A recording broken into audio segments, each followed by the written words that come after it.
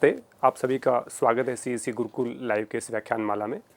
आज हम जो चर्चा करेंगे वो योग से सर्वांग शुद्धि विषय पे बात करेंगे। योग से किस प्रकार से सर्वांग शुद्धि मतलब पूरी जो क्लींजिंग है, तो हम मुख्य रूप से योग में यदि बात करें तो क्लींजिंग या शुद्धि जो या षटकर्म जो क्रिया हैं उसी को जोड़ करके देखा जाता है कि शुद्धि केवल हम षटकर्म से करते हैं, जिसमें अपने वात पित्त और कफ का जो है संतुलन बनाते हैं शरीर में। यदि किसी कारणवश आपका वात पित्त और कफ बढ़ गया है तो उसको बैलेंस करने के लिए ये षटकर्म जो हैं धोती बस्ती नेति न्योली त्राटक कपालभाति, ये 6 शुद्धि क्रियाओं को मुख्य रूप से रखा है, जिसमें महर्षि घेरण कहते हैं कि घट शुद्धि सबसे पहले इम्पोर्टेंट है, क्योंकि महर्षि घेरण ने सप्तांग योग साधना बताई है कि 7 योग की साधनाएं हैं, सप्तांग योग उसको बोला। पहला ही जो उसका अंग है वो षटकर्म रखा है। षटकर्म माने धोती बस्ती नेति न्योली त्राटक कपालभाति, ये 6 षटकर्म हैं, यानी कि 6 शुद्धि क्रियाओं के माध्यम से हम अपने शरीर की शुद्धि करते हैं। और उसको घट शुद्धि क्यों कहा? क्योंकि हमारे शरीर को घड़े के समान माना है। तो जिस प्रकार से घड़े की शुद्धि होती है, घड़े को शुद्ध करते, तो शरीर को शुद्ध करने के लिए घड़े का नाम शरीर को दिया है। तो सामान्यतः यही देखा जाता और माना जाता है कि शुद्धि केवल षटकर्म से ही होती है, लेकिन हम यहाँ पर इस व्याख्यान में योग से सर्वांग शुद्धि में वो तमाम चीज़ें आपको बताएंगे जिससे कि हम अपनी शुद्धि कर सकते हैं। उसमें हमारे शरीर की शुद्धि है, हमारे मन की शुद्धि है, हमारे चित्त की शुद्धि है, बुद्धि की शुद्धि है, अहंकार की शुद्धि है, हम कहें कि हमारे व्यक्तिगत शुद्धि हमारी है, सामाजिक शुद्धि है।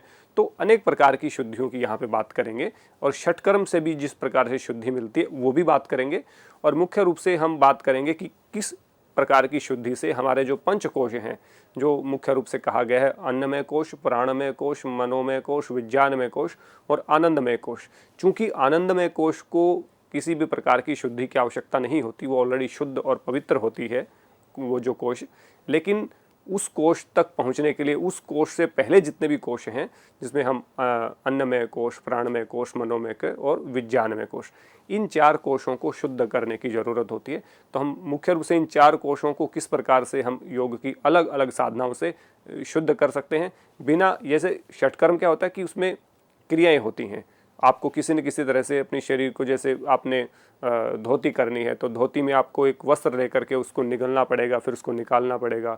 यदि नेति कर रहे हैं तो आपको सूत्र नेति लेकर के अपने नासिका से लेकर के मुंह में उसको डाल करके करना पड़ेगा। तो इस प्रकार से बहुत सारी चीज़ों की हमें बाहर से आवश्यकता होती है। या न्योली क्रिया में हम न्योली को, पेट को घुमाएंगे, या कपालभाति में अलग अलग तरह की चीज़ें करेंगे।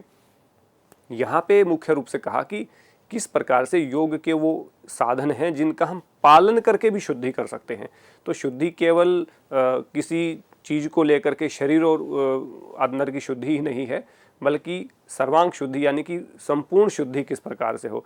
केवल शरीर भर को शुद्ध कर लेने से काम नहीं चलेगा, बल्कि अपने अंतःकरण को भी शुद्ध करना पड़ेगा। वो किस प्रकार से है? तो सबसे पहले हम जानेंगे कर्म शुद्धि।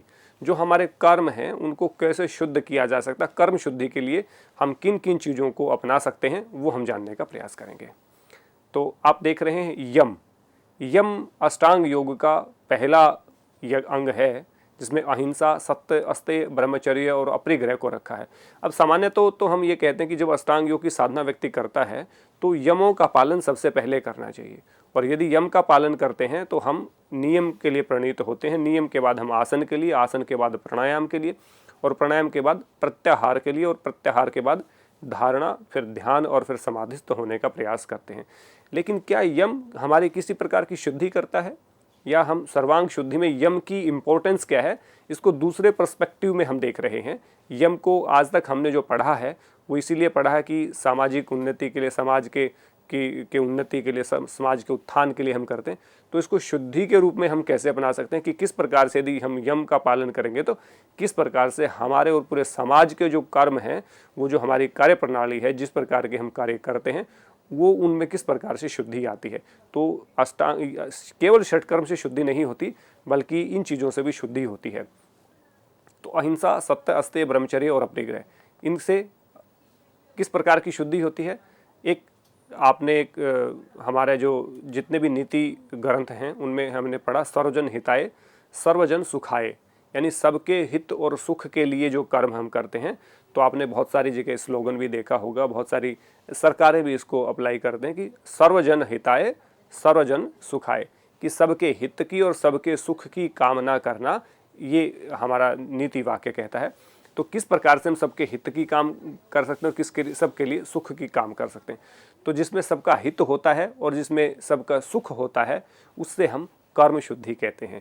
यदि हम अपने कर्मों से अपने पवित्रता कर रहे हैं, अपने आप के लिए समाज के लिए पवित्र वातावरण तैयार कर रहे हैं, तो निश्चित रूप से वो कर्म शुद्धि है। और उसका हित किसको मिलता है? समाज को, क्योंकि यम जो है वो मुख्य रूप से समाज के लिए है। देखिए, योग के अंगों में नियम है व्यक्तिगत उन्नति के लिए, व्यक्तिगत तरक्की के लिए, व्यक्तिगत जो अपना पर्सनल जो डेवलपमेंट है, पर्सनल जो इम्प्रूवमेंट है, उसके लिए होता है। लेकिन योग कहता है कि पहले जब तक समाज को जोड़ करके नहीं चलोगे, समाज की उन्नति के विषय में नहीं सोचोगे, दूसरों के पर धर्म के बारे में, पर हित के बारे में नहीं सोचोगे, तब तक आप अपने हित को नहीं साध सकते। यदि व्यक्ति अपने हित की बात करे और बाद में दूसरों का हित करने की सोचे तो वो नहीं चलेगा। इसलिए योग कहता है कि पहले समाज को उन्नत बनाओ, समाज आपके जैसा होगा तो ही आप सरवाइव कर पाएंगे ना। आप अकेले अपना अपना उन्नति कर रहे हो और दूसरों की उन्नति नहीं होगी तो वो क्या होगा? समाज में इम्बैलेंस हो जाएगा, तो आपको प्रॉब्लम आएगी। तो इसलिए जिनकी उन्नति नहीं हुई वो आपकी उन्नति में बाधा बनेंगे, आपको परेशान करेंगे, आपको किसी न किसी प्रकार से उसका नुकसान मिलेगा। तो ये कर्म शुद्धि है, यानी कि अपने कर्मों से हम पूरे समाज को एक नई दिशा दे रहे हैं। तो यम जो है वो कर्म शुद्धि के अंतर्गत आता है। तो सब सर्वजन हिताय और सर्वजन सुखाय की बात करी, और सामाजिक उन्नति से सामाजिक स्वास्थ्य की बात करेंगे। यदि समाज उन्नत होगा, अहिंसा का पालन करेंगे, सत्य का पालन करेंगे, अस्तेय का पालन करेंगे, ब्रह्मचर्य का पालन करेंगे और अपरिग्रह का पालन करेंगे, तो इससे सामाजिक उन्नति तो होगी, लेकिन सामाजिक उन्नति से सामाजिक स्वास्थ्य भी प्राप्त होता है। अब कहेंगे कि यम से सामाजिक स्वास्थ्य का क्या अर्थ है? सामाजिक स्वास्थ्य का अर्थ है हमारा समाज स्वस्थ होना चाहिए। सामाजिक स्वास्थ्य को हम दो रूप में हम देख सकते हैं कि सामाजिक उन्नति होना तो ये है कि सबके पास धन हो, धान्य हो, सबके पास घर हो, गाड़ियां हो, नौकरी हो और सुख सुविधा के सारे संसाधन हो, तो उसको सामाजिक उन्नति कहा जा सकता है। लेकिन सामाजिक स्वास्थ्य तब कहा जाता है कि सब दूसरों के हितों के विषय में सोचें। यदि सामाजिक उन्नति, यदि आप किसी के ऊपर हिंसा कर रहे हो तो सामाजिक स्वास्थ्य नहीं है। अब कहेंगे कि हिंसा का और स्वास्थ्य से क्या अर्थ है? देखिए, जब भी हम किसी के ऊपर हिंसा करेंगे, माने किसी को कष्ट देंगे, तकलीफ देंगे, उसको दुख पहुंचाने की भावना यदि हमारे अंदर आएगी, तो सबसे पहले आयुर्वेद कहता है कि यदि हम हिंसा करने की बात सोचते हैं तो मन में कालुष्य उत्पन्न होता है। कालुष्य मतलब आपका मन जो है व्यथित होना शुरू हो जाता है, आपका जो मन है वो चंचल और डिस्टर्ब होना शुरू होता है, वो कंसंट्रेशन जो है उसकी खत्म हो जाती है। और कंसंट्रेशन खत्म होने से यदि मन में कालुष्य उत्पन्न हुआ तो आप स्वस्थ नहीं रह सकते। तो माने जो व्यक्ति समाज में किसी को अहित करने की भावना रखते हैं, किसी को प्रताड़ित करने की भावना रखते हैं, किसी का अपमान करने की भावना रखते हैं, तो वो समाज स्वस्थ समाज नहीं है। तो स्वस्थ समाज का मतलब है कि आपके शरीर में, आपके मन में, आपके विचारों में भी शुद्धि हो। और जब यदि अहिंसा का भाव है तो पूरी तरह से आपका भाव जो स्वस्थ कहेंगे। और यदि भाव में कहीं कालुष्य है, कहीं किसी को अपमानित करने की, दंडित करने की, परेशान करने की, पीड़ा देने की, किसी का शोषण करने की यदि भावना है, तो वो समाज स्वस्थ समाज नहीं है।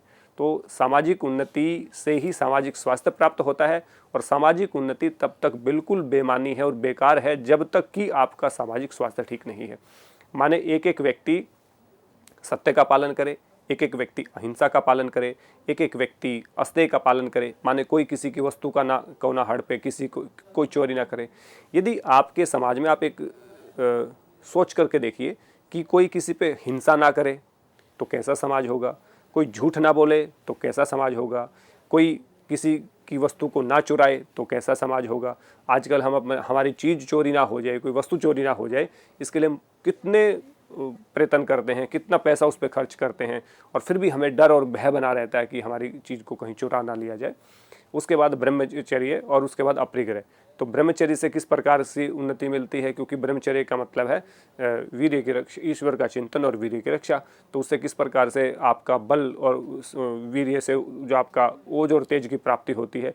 और अपरिग्रह माने अननेसेसरी चीज़ों को स्टोर ना करना। यदि अननेसेसरी चीज़ों को हम सामाजिक परिप्रेक्ष्य में देखें तो आप ये देखिए कि यदि कोई स्टोरेज करता है, मान लीजिए किसी भोजन का स्टोरेज कर लिया, मान लीजिए किसी ने प्याज का स्टोरेज कर लिया, किसी ने आलू का स्टोरेज कर लिया, किसी ने किसी पर्टिकुलर फ्रूट का स्टोरेज कर लिया, किसी पर्टिकुलर चावल या गेहूं का स्टोरेज कर लिया, और वो लोगों को नहीं मिल रहा, तो क्या होंगे, प्राइस बहुत हाई हो जाएंगे। तो प्राइस हाई हो जाएंगे, उसके बाद वो ब्लैक मार्केट में उसको निकालना शुरू करेंगे। तो एक व्यक्ति अपने हित के लिए समाज को परेशान कर रहा है, चीज़ों का अभाव हो गया तो उस चीज़ की वैल्यू बढ़ेगी तो उसको जिस चीज़ के दाम जितने मिल रहे थे उसके कई गुना उसको दाम मिलना शुरू होंगे। तो इससे ये सामाजिक असंतुलन पैदा होगा, क्योंकि एक व्यक्ति कमा रहा, बाकी समाज त्राही त्राही कर रहा है। तो क्या ऐसे समाज को आप उन्नति कहेंगे? क्या वो स्वस्थ समाज होगा? तो स्वस्थ का मतलब केवल ये नहीं है कि आपका शरीर स्वस्थ हो, आपको कोई बीमारी न होने को ही स्वास्थ्य नहीं कहते। जैसे हम देखें WHO की जो परिभाषा है, WHO की परिभाषा में कहा गया है कि केवल शारीरिक मानसिक शरीर के जो रोगों का अभाव होना ही स्वास्थ्य नहीं है, बल्कि व्यक्ति का शारीरिक मानसिक और सामाजिक उन्नति होना ही आपकी स्वास्थ्य की डेफिनेशन, स्वास्थ्य का प्रतीक है। जो WHO कहता है कि केवल रोगों का अभाव होना, यानी कि रोग का न होना ही स्वास्थ्य नहीं है, बल्कि व्यक्ति का शारीरिक मानसिक और सामाजिक रूप से उन्नत होना, सामाजिक रूप से स्वस्थ होना ही स्वास्थ्य कहलाता है। ये डेफिनेशन है, ये WHO ने, विश्व स्वास्थ्य संगठन ने दी है।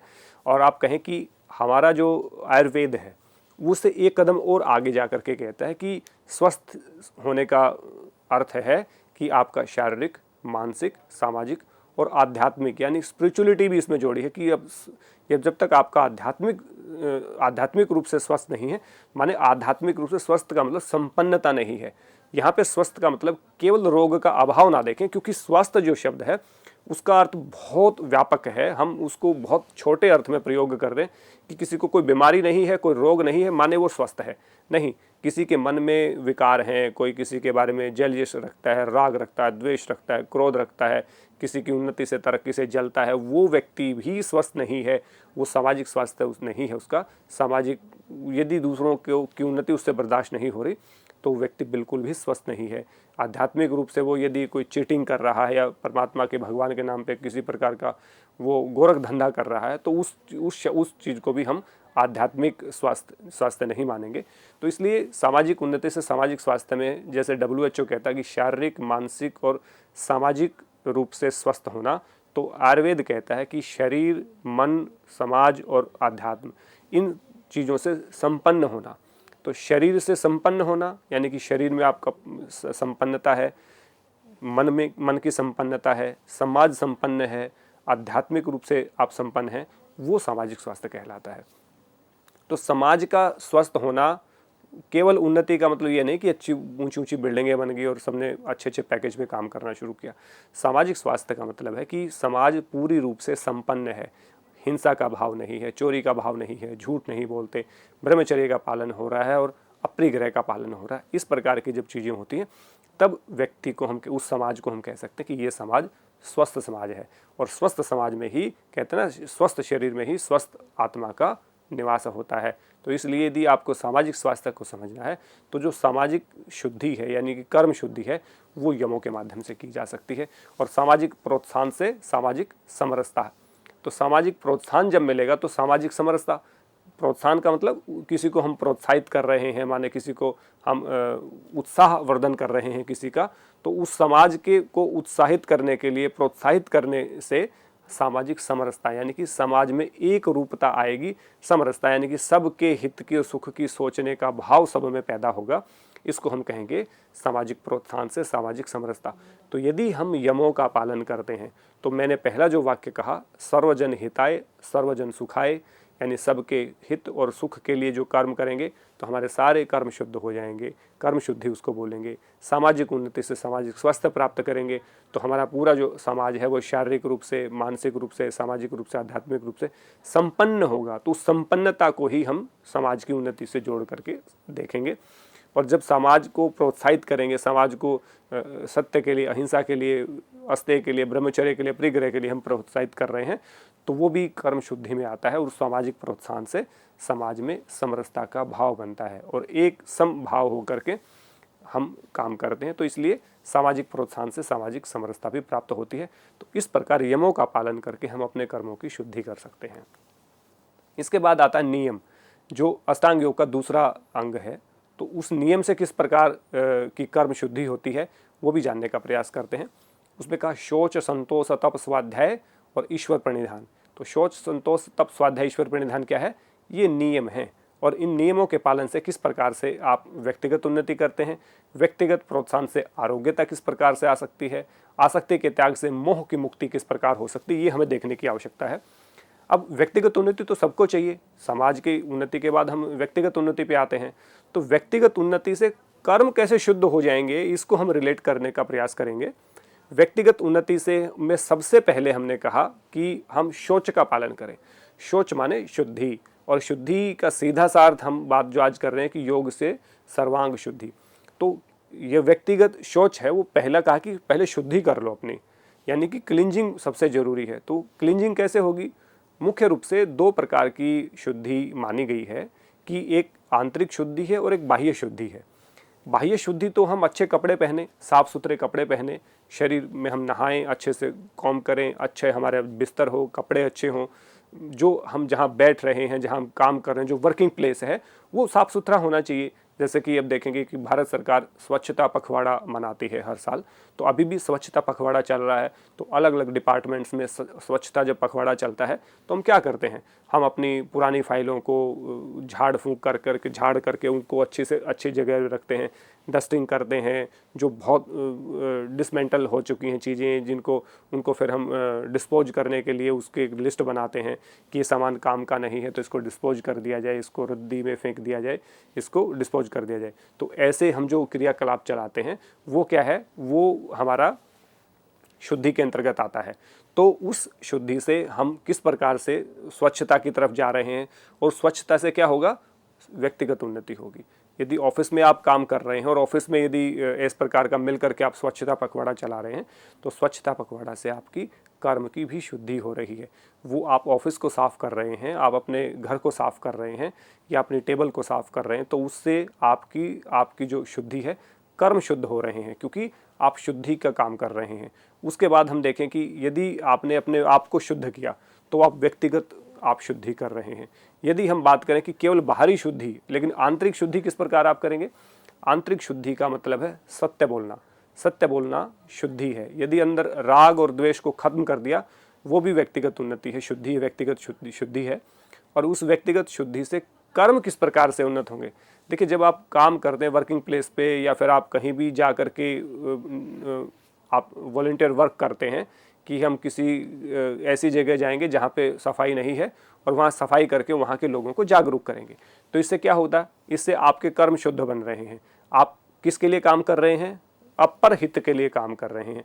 आपने अपना बेडरूम साफ़ किया, आपने अपना टॉयलेट साफ़ किया, आपने सारी चीज़ें साफ़ करी, वो व्यक्तिगत हो गया। लेकिन ऑफिस में जब आप दूसरे के लिए भी काम कर रहे हैं, ऑफिस से बाहर निकल के किसी ऐसी जगह पर जा कर के आप काम कर रहे हैं जहाँ पे गंदगी का ढेर है, आप रहते भी नहीं हैं, काम भी नहीं करते हैं, तो उसको हम बोलेंगे वो कर्म शुद्धि है। कर्म शुद्धि इसलिए कि आप लोगों को भी प्रेरित कर रहे हैं, इसलिए सरकारें जो है स्वच्छता पखवाड़ा चलाती हैं। तो इस प्रकार से जब हम आंतरिक शुद्धि करते हैं, आंतरिक और बाह्य शुद्धि करते हैं, उससे हम अपना बाह्य और आंतरिक से अपना व्यक्तिगत उन्नति करते हैं, और समाज में जब स्वच्छता की बात आती है तो उससे हम अपने कर्मों को शुद्ध कर रहे हैं, क्योंकि हमारे कर्म से, हमारी उस मुहिम से बहुत सारे सैकड़ों हजारों लोगों को प्रेरणा मिलती है शुद्धि की, तो हम वो सबके कर्मों को ठीक कर रहे हैं। तो इस प्रकार से हम सामाजिक कर्म भी कर रहे हैं। तो इसलिए व्यक्तिगत उन्नति भी है, और आपका शौच से आपको अंदर से भी अच्छा फील होता है और बाहर से भी आपको लगता है कि बाह्य और आंतरिक दोनों आपकी शुद्धि होती है, तो आपको बहुत अच्छा फील होता है। और व्यक्तिगत प्रोत्साहन से आरोग्यता मिलता है। व्यक्तिगत जब प्रोत्साहन आप करते हैं, व्यक्तिगत यानी कि अपने आप को प्रोत्साहित करना, जैसे मैंने पिछले में कहा ना कि सामाजिक प्रोत्साहन से सामाजिक समरसता की प्राप्ति, तो यहाँ व्यक्तिगत प्रोत्साहन से आरोग्यता कैसे प्राप्त कर लेंगे?